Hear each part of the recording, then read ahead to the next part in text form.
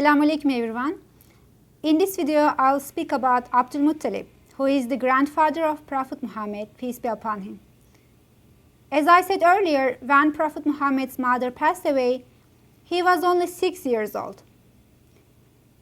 And he became a complete orphan, but he had some guardians in his family. And one of his guardians was his grandfather, Abdul Muttalib. First, I want to talk about Abdul Muttalib's personality. He was a friendly and generous man. He loved to offer food to the poor in Mecca. Also, during the pilgrimage time, he gave the best products he had to the pilgrims as charity. He also gave the Zamzam water to the pilgrims and also to his people in Mecca. In terms of his beliefs, he believed in God, the afterlife, and the divine judgment.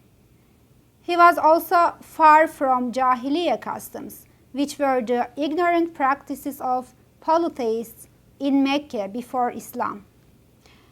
He even avoided people from these customs because he was a leader of his tribe.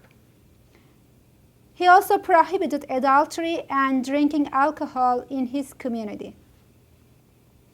And besides all these, maybe many of us did not know that Abdul Muttalib was the person who actually started the practice of isolation from the community and staying at the top of Mount Hira during the month of Ramadan. We know that Prophet Muhammad used to go to the Mount Hira, which is outside of Mecca, every year to retire before his prophethood.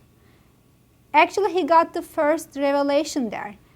However, many of us do not know that this practice was actually begun by his grandfather Abdul Muttalib. So, how was Abdul Muttalib's relationship with his grandson? We can say that Abdul Muttalib showed great affection to his grandson.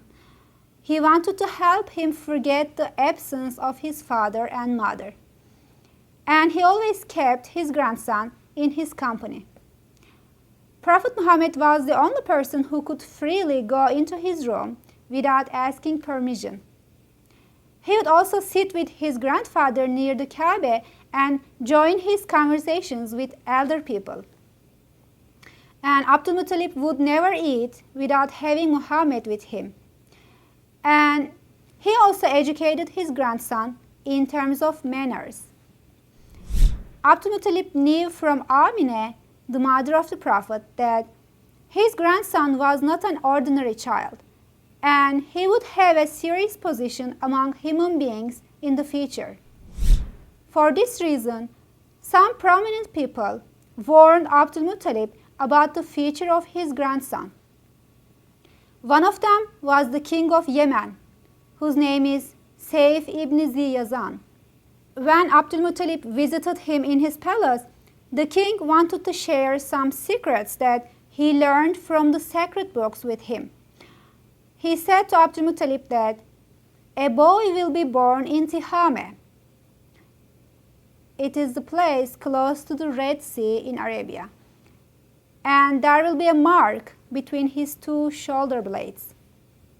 He should come into being around this time, and his name is Muhammad.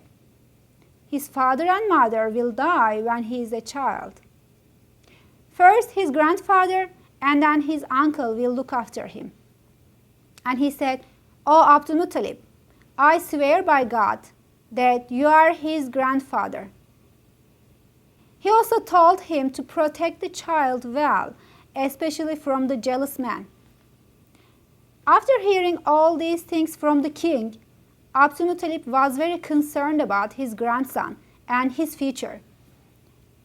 One day he called one of his sons named Abu Talib and said to him that Muhammad will have great fame and glory, and that he entrusted his grandson to his son Abu Talib. Abu Talib was the most compassionate one among his sons. Also, Prophet Muhammad loved him very much. So Abu Talib accepted his father's request gladly. Then Abdul Muttalib gave his last breath when he was 82 years old, and Muhammad, peace be upon him, was 8 years old at that time. He once again lost his guardian in an early age. But I think in a deeper sense, we can say that it was as if God was preparing the spirit and the heart of his messenger so that he could bear the troubles and hardships he would face in his later age due to his mission. In the next video, I will talk about the uncle Abu Talib. Thank you for watching.